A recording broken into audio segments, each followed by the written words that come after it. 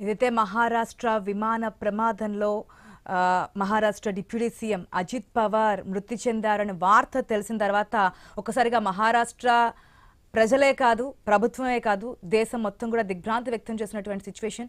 ఏం జరిగింది ఏంటి అని చెప్పి ప్రతి ఒక్కరు ఫోకస్ పెట్టినటువంటి సిచ్యువేషన్ మన స్క్రీన్ లో కూడా క్లియర్ గా చూస్తున్నాం. ఐ న్యూస్ స్క్రీన్ లో ఎక్స్క్లూజివ్ విజువల్స్ ప్రమాదం జరిగినటువంటి ప్లేస్ లో ఉన్నది. ఇదైతే ప్రమాదం జరిగింది, అజిత్ పవార్ ఇక లేరు అని వార్త తెలుసుకున్న తర్వాత మన స్క్రీన్ లో కనిపిస్తుంది అనిల్ దేశ్ముఖ్, ఏదైతే మాజీ హోమ్ మినిస్టర్ ఆయన కంటతరి పెడుతున్నటువంటి సిచ్యువేషన్ మీడియా ముందుకు వచ్చి ఇక అజిత్ పవార్ లేరు అనే వార్తను తెలుసుకున్న తర్వాత కన్నీటి పర్యంతం అవుతున్నటువంటి సిచ్యువేషన్. ఎందుకంటే అజిత్ పవార్కి రాజకీయాల్లో మహారాష్ట్ర రాజకీయాల్లో తనదైన మార్కు వేసుకున్నారు. 7 సార్లు ఎమ్మెల్యేగా గెలిచారు. అదేవిధంగా 8 సార్లు ఉప ముఖ్యమంత్రిగా పనిచేసినటువంటి వ్యక్తి అజిత్ పవార్ ఇక మన మధ్య లేరు అనే వార్త విన్న తర్వాత ఒక్కసారిగా మీడియా ముందే కంటతడి పెడుతున్నారు అనిల్ దేశ్ముఖ్. ఆ యొక్క బాధను వ్యక్తం చేస్తున్నటువంటి సిచ్యువేషన్ మనకు కనిపిస్తుంది. ఎందుకంటే ఎవరు ఊహించలేదు ఈరోజు ప్రచారంలో అంటే బహిరంగ సభలో తన వ్యాఖ్యలు తన మాటలతో పార్టీ వైపు ప్రజల్ని టర్న్ చేసే విధంగా ఉంటాయి ఆయన మాటలు ఆయన వ్యాఖ్యలు అని చెప్పి అనుకున్నటువంటి సమయంలో ఎవరు ఊహించిన విధంగా ప్రమాదం జరగడం, ఆ ప్రమాదంలో అజిత్ పవార్ని కోల్పోవడం ఎవరు ఊహించినటువంటి విషయం. ఒక్కసారిగా ఈ ఘటన తెలిసిన తర్వాత అనిల్ దేశ్ముఖ్ కన్నీటి పర్యంతం అవుతున్నటువంటి విజువల్స్ కూడా మనం చూస్తున్నాం. ఇప్పటికే ప్రధాని మోదీ కూడా దిగ్భ్రాంతి వ్యక్తం చేశారు. సీఎం ఫడ్నవీస్కి కూడా ఫోన్ చేసి సంతాపం వ్యక్తం చేసినటువంటి పరిస్థితి మనం చూస్తున్నాం. ఇంకా డీజీసీఏ నుంచి అధికారిక ప్రకటన రాలేదు. సాంకేతిక లోపంతోనే జరిగిందని చెప్పి ఒక అంచనాకైతే వస్తున్నారు. అక్కడ ఏం జరిగింది ఏంటి, ఆ బ్లాక్ బాక్స్లో ఏముంది అనేది ముంబైలోని విఎస్ఆర్ వెంచర్కి సంబంధించినటువంటి ఒక ప్రైవేట్ జెట్గా చెప్తున్నారు. ప్రయాణించినటువంటి విమానానికి సంబంధించినటువంటి డీటెయిల్స్ చూస్తే కనుక ఏ విధంగా జరిగింది అనేది విషయం తెలుసుకోవడానికి ఉన్నత స్థాయి విచారణకు కూడా ఆదేశించింది డీజీసీఏ. మరికొద్ది సేపట్లోనే ఈ ప్రమాదానికి సంబంధించి పూర్తి ఇన్ఫర్మేషన్ నిజంగానే సాంకేతిక లోపంతోనే జరిగిందా లేదంటే విజిబిలిటీ ఏమన్నా లేకుండా జరిగిందా, ల్యాండింగ్కి కొద్దిసేపటి ముందే ఈ ప్రమాదం జరిగింది. మనం ఇంతకుముందు మాట్లాడినప్పుడు వింగ్ కమాండర్ జగన్మోహన్ కూడా చెప్పిన ఇన్ఫర్మేషన్ ఒక్కసారి పరిశీలిస్తే సాధారణంగా విమానాలు బయలుదేరేటప్పుడు అంటే మనం ఎవరైనా సరే విమానాల్లో ప్రయాణిస్తున్నప్పుడు దానికి కూడా కొన్ని రూల్స్ అండ్ రెగ్యులేషన్స్ ఉంటాయి. ఆ విమానం టేకాఫ్ అవడానికి ల్యాండింగ్ అవడానికి లేదంటే బయలుదేరడానికి చాలా జాగ్రత్తలు తీసుకుంటుంటారు. దాంతోపాటు వివిఐపీస్ ఎవరైతే ప్రముఖులు వెళ్తున్నటువంటి విమానాల్లో విమానానికి సంబంధించి జాగ్రత్తలు తీసుకుంటారు, పైలట్కి సంబంధించి జాగ్రత్తలు తీసుకుంటారు. ఆ పైలట్ల అనుభవం కూడా దీంట్లో మెయిన్గా పార్ట్గా ఉంటుంది. అనేక మంది దీంట్లో ఆ విమానం బయలుదేరే ముందు ఆ విమానానికి సంబంధించినటువంటి పూర్తి డీటెయిల్స్ తెలుసుకున్న తర్వాత మాత్రమే దీనికి పర్మిషన్ అనేది ఇవ్వడం జరుగుతుంది అంటున్నారు. కానీ ఇన్ని జాగ్రత్తలు తీసుకుంటున్నా ఇటువంటి ప్రమాదాలు జరగడానికి గల కారణాలు ఏంటి అనేది వస్తున్నటువంటి ప్రశ్న.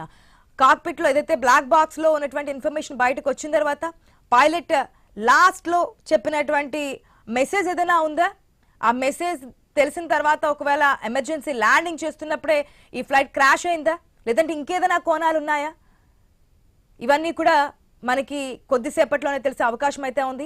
మనకి ఫస్ట్ విండోలో ఏదైతే శరద్ పవార్ ఇక లేరు అని చెప్పి తెలిసిన తర్వాత ఎన్సీపీ లీడర్స్ అందరూ కూడా కన్నీటి పర్యంతం అవుతున్నటువంటి సిచ్యువేషన్. ఎందుకంటే ఒక్కసారిగా ఎవరు ఊహించినటువంటి సిచ్యువేషన్ ఇది, ఎవరు అనుకోనటువంటి ఘటన.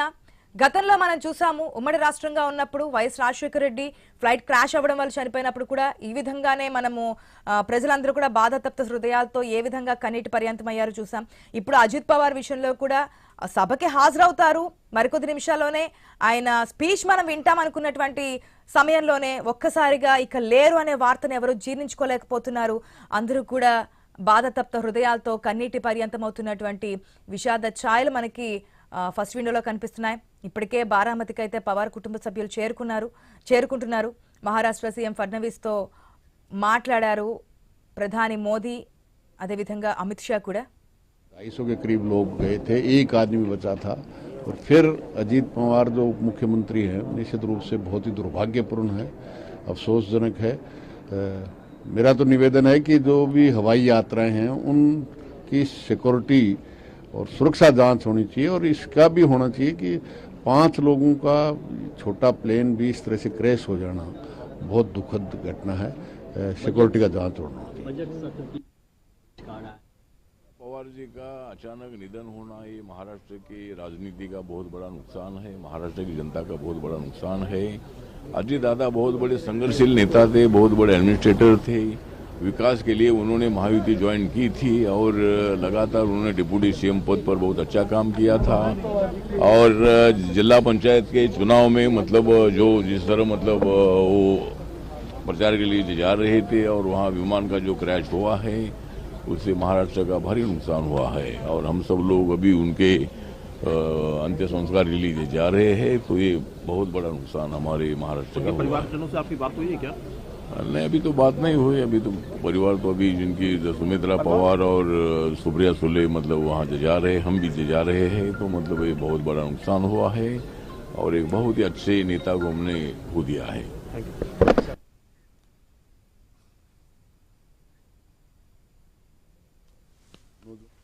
मैं उनके चरणों में श्रद्धांजलि अर्पित करता हूँ। ईश्वर उनको अपने चरणों में जगह दे और उनके परिवार और पूरे देश को इस महान दुख को सहन करने की क्षमता प्रदान करे।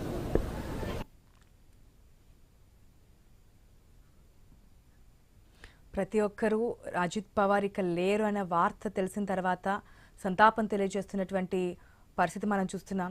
నిజంగానే ఈ మధ్య కాలంలో ఎక్కువగా విమాన ప్రమాదాలు అనేవి ఎక్కువగా చోటు చేసుకుంటున్నాయి. అంటే ఈ సీజనే కాదు, ఇప్పుడంటే చలికాలము పొగమంచు కురుస్తుంది అనే దానికన్నా ముందే మనం అహ్మదాబాద్ ఘటన జరిగిన తర్వాత నుంచి కూడా వరుసగా ఇటువంటి విమాన ప్రమాదాలు తరచూ మనం చూస్తూనే ఉన్నాం. అసలు ఫ్లైట్ ఎక్కాలంటేనే ఒకంత భయం కలిగేటువంటి పరిస్థితి సామాన్య ప్రజానికానికి కలిగినటువంటి సిచ్యువేషన్. అట్లాంటిది వివిఐపీస్ ప్రముఖులు ప్రయాణించేటువంటి పైలట్స్ లో కూడా అంటే విమానాల్లో కూడా ఇటువంటి ప్రమాదాలు జరుగుతున్నప్పుడు ఎక్కడ జరుగుతోంది? సాంకేతిక లోపాలకి ముందుగానే పసిగట్టలేకపోతున్నారా, లేదంటే చెకింగ్ అంతా చెక్ చేయడం విధానంలో ఏదైనా నిర్లక్ష్యం కనిపిస్తుంది? ఇవన్నీ కూడా మరికొద్దిసేపట్లోనే డీజీసీఏ ప్రకటన తర్వాత మనకు ఒక క్లారిటీ వచ్చే అవకాశం ఉంది. ఏ స్థాయిలో ప్రమాదం జరిగిందని తెలుసుకోవడానికి మనకి థర్డ్ విండో క్లియర్ నిదర్శనం అని చెప్పొచ్చు. విమానానికి సంబంధించి పూర్తిగా కూడా అది కాలి బూడిదైపోయింది, అసలు విమానం కింద కనిపించట్లేదు.